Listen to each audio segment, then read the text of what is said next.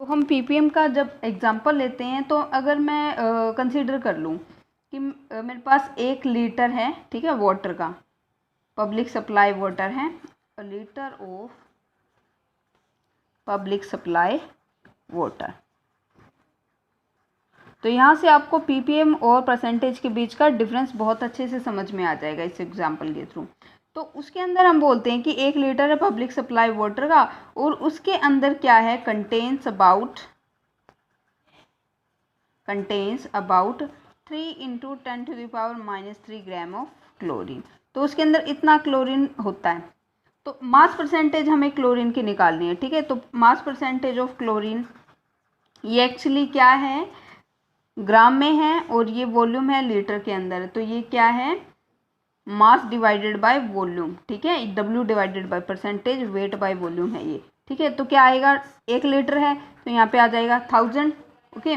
और यहाँ पे क्लोरीन ये सोल्यूट तो ये है ना ग्राम के अंदर, तो 3 इंटू 10⁻³ इंटू में हम यहाँ पे क्या कर सकते हैं, 100 कर सकते हैं। तो क्यों, क्योंकि यहाँ पे क्या है, परसेंटेज है, ठीक है। तो ऐसे करके ये यहाँ से कैंसिल हो जाएगा, ये जब यहाँ पे ऊपर जाएगा तो ये -4 हो जाएगा, 3 इंटू 10⁻⁻4 हो गया। तो ये तो आ गई परसेंटेज, ठीक है। तो इतना परसेंट है।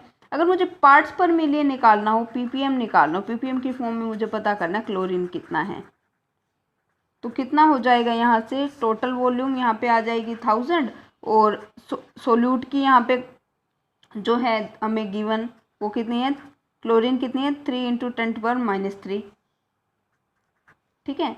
और यहाँ पे क्या करना है, हमें 10⁻6 करना है। तो यहाँ से कितना आ जाएगा भाई, 10⁻6 है, देखो, ठीक है।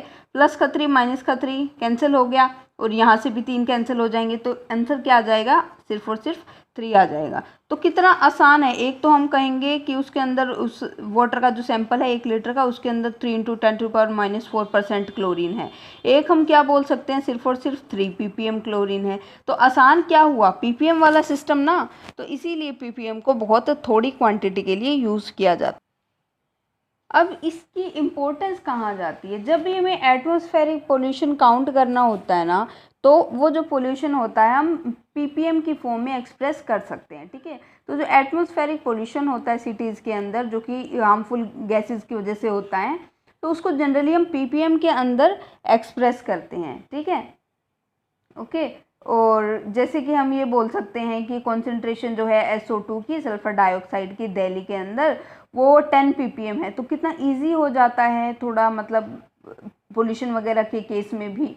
तो इसीलिए बहुत कम क्वांटिटीज़ जहाँ होती है हम यूज़ करते हैं यहाँ पे ppm। तो यहाँ इम्पोर्टेंस है ppm की बहुत ज़्यादा। अब हम नेक्स्ट हमारी कॉन्सेंट्रेशन टर्म पढ़ेंगे, मोलैरिटी। बहुत इंपॉर्टेंट है, सबसे ज़्यादा इम्पोर्टेंट है वो। अब मोलैरिटी पढ़नी है हमें। मोलैरिटी है ये सबसे इम्पोर्टेंट चीज़ है, ठीक है, सबसे इम्पोर्टेंट कॉन्सेंट्रेशन टर्म्स हैं। तो मोलैरिटी को हम डिफाइन कैसे करते हैं, it is the number of moles of solute dissolved पर लीटर वॉल्यूम ऑफ सॉल्यूशन। इसको रिप्रेजेंट करते हैं बड़े M से, ठीक है। और हम लिखेंगे कैसे इसको, it is the number of moles of solute dissolved per liter volume of solution. मतलब क्या है, आपने 1 लीटर वॉल्यूम ले लिया, कोई आपने कोई सॉल्यूशन बनाया है, उसका 1 लीटर सॉल्यूशन बनाया है आपने, तो उसके अंदर आपने कितने नंबर ऑफ मोल्स सोल्यूट के ऐड किए हैं, उसको हम उस सॉल्यूशन की मोलैरिटी बोलते हैं, ठीक है। आपको लैब के अंदर बोल दिया जाएगा 1 मोलर सॉल्यूशन बनाओ, 2 मोलर सॉल्यूशन बनाओ, 0.5 मोलर सॉल्यूशन बनाओ। तो जब ये सॉल्यूशन बनाने पड़ेंगे तब इसके लिए जो फॉर्मूला है वो बहुत ज़्यादा इंपॉर्टेंट हो जाता है, और इसीलिए ये बहुत ज़्यादा इंपॉर्टेंट फॉर्मूला है केमिस्ट्री के अंदर, क्योंकि ये सॉल्यूशन बनाने में बहुत ज़्यादा काम आता है, ठीक है। मैंने बोला मोलैरिटी को बड़े M से रिप्रेजेंट कर सकते हैं, क्या है, number of moles of solute, ठीक है। तो ऊपर क्या आएगा, number of moles of solute dissolved पर लीटर वॉल्यूम ऑफ सॉल्यूशन। मतलब क्या है, volume of solution, volume of solution किसके अंदर, लीटर के अंदर, ठीक है। शॉर्ट में कैसे लिख सकती हूँ इसको, नंबर ऑफ मोल्स को N से रिप्रेजेंट करते हैं, आप 11th में पढ़ते हो। और पर litre volume of solution V किस में होना चाहिए, लीटर में होना चाहिए, ठीक है, ओके। तो अब ये हमें नंबर ऑफ मोल्स हम कैसे निकालते हैं? नंबर ऑफ मोल्स के लिए फॉर्मूला हम आप लोगों ने 11th में पढ़ा होगा। ये जो नंबर ऑफ मोल्स होते हैं वो होता है weight of solute divided by molar mass of solute. मतलब पढ़ा होगा ऐसा कुछ, W डिवाइडेड बाय में m नॉट, ठीक है, या फिर इसको m भी लिखते हैं। मतलब क्या होता है, जो नंबर ऑफ मोल्स होते हैं वो होते हैं weight of solute divided by molar mass of solute. Okay, तो ऐसे करके हम नंबर ऑफ मोल्स निकालते हैं। W डिवाइडेड बाय में m हो जाएगा ये। तो अभी मेरे पास देखो n की वैल्यू आ गई, तो मैं ये वाली जो n की वैल्यू है वो यहाँ इस फॉर्मूले के अंदर रख सकती हूँ ना।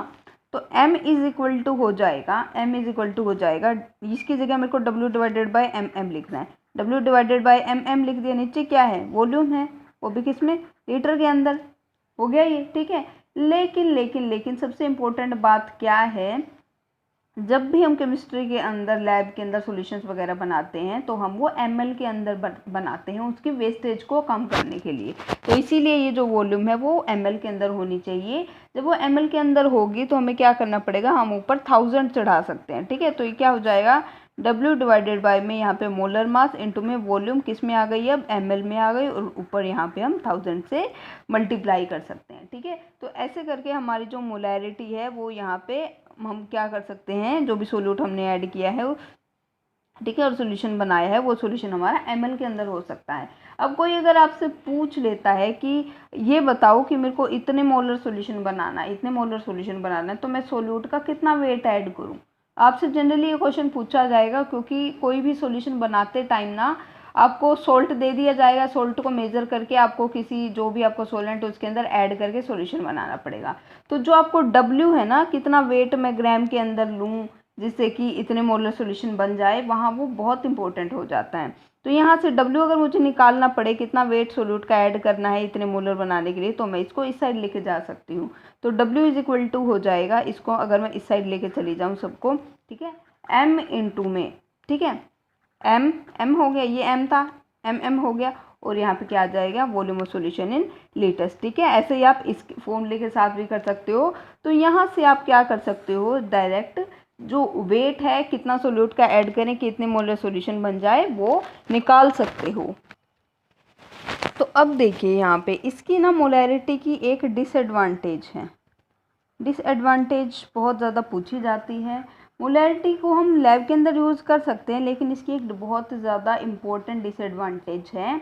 ये जो है मोलैरिटी टेम्परेचर के साथ चेंज होती जाती है। क्यों? क्योंकि देखो यहाँ पे हमने क्या लिया है, volume of solution in litres, ठीक है। मतलब क्या है, हमारा लिक्विड है, और जो लिक्विड होता है ना वो जब टेम्परेचर चेंज होता है तो एक्सपेंड भी कर सकता है, मतलब फैल भी सकता है, और कॉन्ट्रैक्ट कम भी हो सकता है, ठीक है।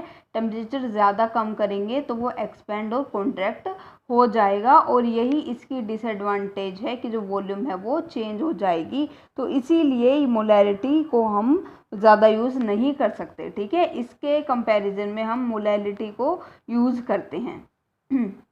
मोलैरिटी को ज़्यादा अच्छा इसलिए माना जाता है क्योंकि मोलैरिटी टेम्परेचर के साथ चेंज हो जाती है, ठीक है, क्योंकि एक्सपेंशन हो जाती है या फिर कॉन्ट्रैक्शन हो जाती है लिक्विड की टेम्परेचर के साथ। लेकिन जो मोलैलिटी होती है, मोलैलिटी जो हम आगे पढ़ेंगे, वो टेम्परेचर के साथ चेंज नहीं होती, और ये की पॉइंट है, ठीक है। ये एक कंसेप्चुअल क्वेश्चन है जो बन जाता है हमारे, ठीक है। तो यहाँ से हम लिख सकते हैं इट चेंजेस विद टेम्परेचर, और ये है इसकी disadvantage, it changes with temperature because of expansion or contraction of liquid with temperature, ठीक है। तो ऐसे करके आप इसको लिख सकते हो। अभी हम एक न्यूमेरिकल करके देखेंगे जिससे कि आपको और क्लियर होगा ये क्या है क्या नहीं। अब हम एक बहुत ही इम्पोर्टेंट चीज़ कर रहे हैं, यूनिट्स क्या होती है मोलैरिटी की। तो जो यूनिट्स होती है ना मोलैरिटी की, तो वो फॉर्मूला क्या था मोलैरिटी का, m is equal to number of moles of solute dissolved per litre volume of solution. तो जो मोल्स हैं उसको तो हम मोल्स में ही लेते हैं, ठीक है। तो यहाँ पे मोल को तो मोल में ही लेंगे, और ये क्या है, लीटर है, ठीक है। वॉल्यूम किस में लिया है, लीटर के अंदर लिया है, तो ये क्या आ जाएगी, मोल पर लीटर आ जाएगी, ठीक है। और क्या है, हमें पता है जो 1 लीटर होता है वो 1 डेसीमीटर क्यूब के इक्वल भी होता है। तो इसकी जो यूनिट है ना वो और क्या बन सकती है, मोल पर डेसीमीटर क्यूब। अगर मैं इसको लीटर को मोल, यहाँ पे लीटर को डेसीमीटर लिख दूँ, ठीक है, यहाँ पे डेसीमीटर इसको क्यूब लिख दूँ, तो यहाँ से क्या हो जाएगी, मोल पर डेसीमीटर क्यूब इसकी दूसरी यूनिट हो जाएगी। ठीक है, तो ये जो यूनिट्स हैं बहुत ज़्यादा इम्पोर्टेंट हैं। ओके, तो अब हम आगे बढ़ते हैं, हमें एक एग्जाम्पल करना है अभी। तो यहाँ हमसे पूछा गया है, क्वेश्चन है 2.46 gram of sodium hydroxide are dissolved in water and the solution is made to 100 centimetre cube in a volumetric flask. हमने एक वॉल्यूमेट्रिक फ्लास्क जो होता है आपका एक कंटेनर होता है केमिस्ट्री लैब के अंदर, हम उसके अंदर सॉल्यूशन बनाते हैं। ठीक है, आपने क्या किया, 2.46 ग्राम सोडियम हाइड्रोक्साइड का वाटर के अंदर डिजोल्व कर दिया और उसको बना लिया 100 सेंटीमीटर क्यूब तक। तो उससे पूछ रखा है, जो सॉल्यूशन बना रखा है जो आपने, उसकी मोलैरिटी आपसे पूछी गई है। ठीक है, तो सबसे पहले आपको पता, जो चीज़ें आपको गिवन है पहले वो चीज़ें लिखिए, फिर जो नहीं है वो हमें कैलकुलेट करनी पड़ेगी। तो सबसे पहले सोडियम हाइड्रोक्साइड का कितना अमाउंट दे रखा है, 2.46 ग्राम। तो यहाँ से हम क्या लिख सकते हैं, amount of NaOH sodium hydroxide कितना दे रखा है, 2.46 ग्राम दे रखा है आपको। ठीक है, और इसने वॉल्यूम ऑफ सॉल्यूशन कितनी बना लिया, 100 सेंटीमीटर क्यूब की। Volume of solution is equal to 100 centimetre cube. अब हमें पता है मोलैरिटी क्या होती है, number of moles of solute dissolved per litre volume of solution. Molarity कैसे निकालते हैं, number of moles of solute dissolved per litre volume of solution. मतलब हमें तो वॉल्यूम लीटर के अंदर चाहिए होती है, या फिर अगर हमें ml के अंदर भी चाहिए तो हमें यहाँ से क्या करना पड़ेगा, यहाँ पे वॉल्यूम जो है अगर ml में चाहिए तो यहाँ पे 100 को ऊपर मल्टीप्लाई करना पड़ेगा, लेकिन यहाँ पे वॉल्यूम जो है सेंटीमीटर क्यूब के इक्वल है। तो हमें इतना पता होना चाहिए कि जो 1 सेंटीमीटर क्यूब होता है ना वो 1 ml के इक्वल होता है। मतलब 1 ml जो होता है 1 cc के इक्वल होता है। cc का मतलब क्या है, सेंटीमीटर क्यूब। ठीक है, तो ये जो है ये बिल्कुल बेसिक में 11th में आपको सिखाया जाता है, जो यूनिट इंटरकन्वर्जन के तौर पे बताया जाता है आपको। ठीक है, तो यहाँ पे 1 ml 1 सेंटीमीटर क्यूब के इक्वल हो जाएगा, तो इसका मतलब ये वॉल्यूम कितनी है, ये है 100 ml। ठीक है, तो हम कौन सा फॉर्मूला यूज़ करेंगे, हम ये वाला फॉर्मूला यूज़ करेंगे मोलैरिटी कैलकुलेट करने के लिए। सबसे पहले नंबर ऑफ मोल्स निकालने पड़ेंगे, n निकालने पड़ेंगे, तभी तो डायरेक्ट यहाँ पे पुट कर पाएंगे।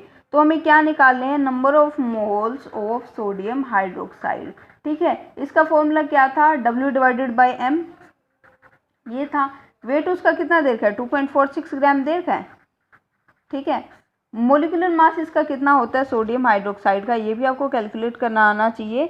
इसका जो सोडियम का है वो अप्रोक्सीमेट जो रहेगा 23 रहेगा, ऑक्सीजन का 16 होता है, हाइड्रोजन का 1 होता है। तो 6 7 8 9 10 इज इक्वल टू 2 और 1 3 और 1 4। ठीक है, तो ये कितना आ गया, 40 आ गया आपके पास। तो अभी क्या है, यहाँ से ये आपके पास 40 आ गया। अब जब आप इसको सोल्व करोगे ना तो यहाँ से सोल्व करके आ जाएगा 0.0615 मोल। ठीक है, मोल ही तो निकालने हैं, तो यहाँ पे मोल यूनिट आएगी।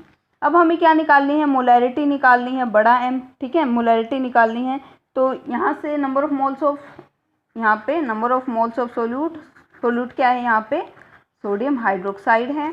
ठीक है, divided by volume of solution. In ml में ले रखी है हमने, तो ml में सोल्यूशन बनाया है, तो हमें ऊपर 1000 से मल्टीप्लाई करना पड़ेगा। ठीक है, अब इस फॉर्मूले के अकॉर्डिंग हम देखते हैं आगे क्या होता है।